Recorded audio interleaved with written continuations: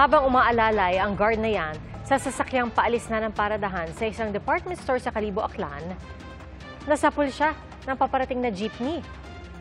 Agad rumisponde ang mga taga-Kalibo MDR-RMO at dinala sa ospital ang biktima. Ayon naman sa tsoper, nawalan daw siya ng kontrol sa jeepney. Iniimbestigahan pa ang insidente.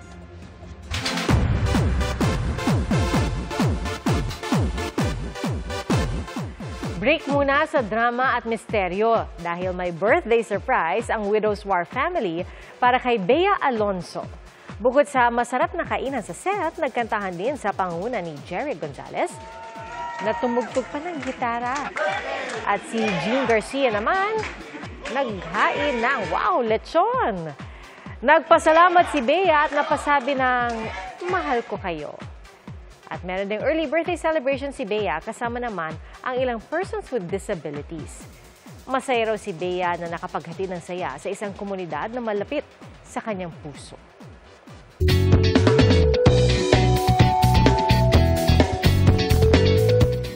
Mga kapuso, hindi po ba mahirap ka-bonding yung mga ayaw mamansin? Aba, kaya na lang ng isang alagang pusang halos bumaligtad para lang makaiwas. At eto, marunong pa magsumbong.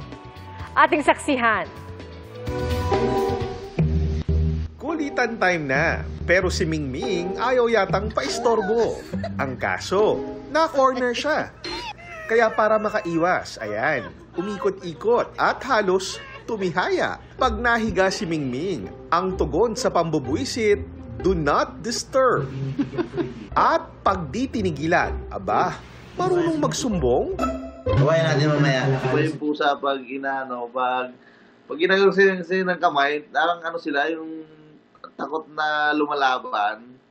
Tapos sa kanya kasi, pag nilambing ko, ginaganon ko lagi. Ngayon, hindi ko asahan na ganun yung magiging reaction niya. Tawa kasi ang dami yung style. Paano kung siya naman ang hindi pansinin?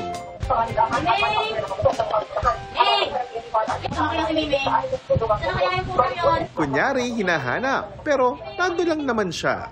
It's a prank, Mingming. Ayon sa kanyang fur parents, hindi naman laging nangi-snub si Mingming. Minsan, game siyang kabanding. Hinahanap ang nagtatago. Ayan, siya tuloy ang nagulat. May time po na sobrang lambing niya, talaga pong tumitik po siya pag kinakausap.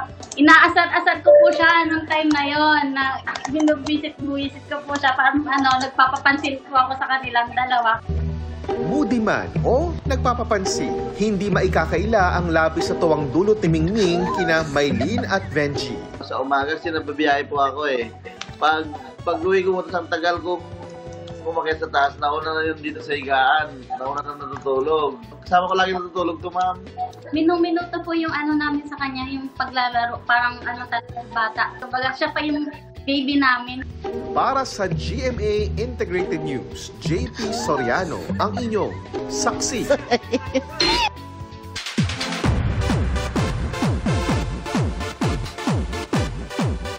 Hope is back on the streets. Na-discharge na po mula sa kanyang military service si J-Hope ng BTS. At sa 1.5 taon ng enlistment, napagtanturaw ni J-Hope ang lawak ng pagsisikap at dedikasyong inilalaan ng mga sundalo para sa kanilang bansa. Nagpasalamat din siya sa suporta ng fans nilang ARMY. Natuwa naman ang fans sa kapwa BTS member na si Jin na siyang humawak ng mga mikropono habang nagsasalita si J-Hope. Nagdaos ng sari-saring welcome back, mga J-Hope Project, yung mga fans na ARMY. At pagka-uwi ni J-Hope, agad siyang nag-livestream para magkwento ng kanyang mga karanasan. Mga kapuso, 69 na araw na lang, Pasko na. Maraming salamat po sa inyong pagsaksi. Ako si Pia Arcangel para sa mas malaking misyon at sa mas malawak na paglilingkod sa bayan. Mula sa GMA Integrated News, ang News Authority ng Filipino, hanggang bukas, sama-sama tayong magiging saksi.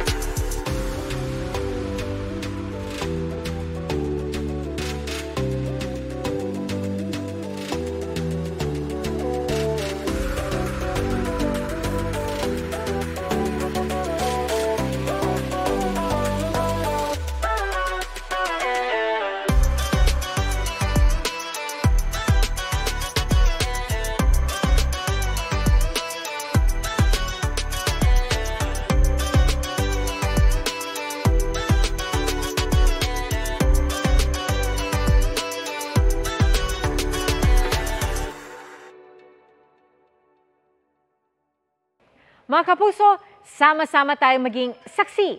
Mag-subscribe sa GMA Integrated News sa YouTube at para sa mga kapuso abroad, samahan niyo kami sa GMA Pinoy TV at sa www.gmanews.tv.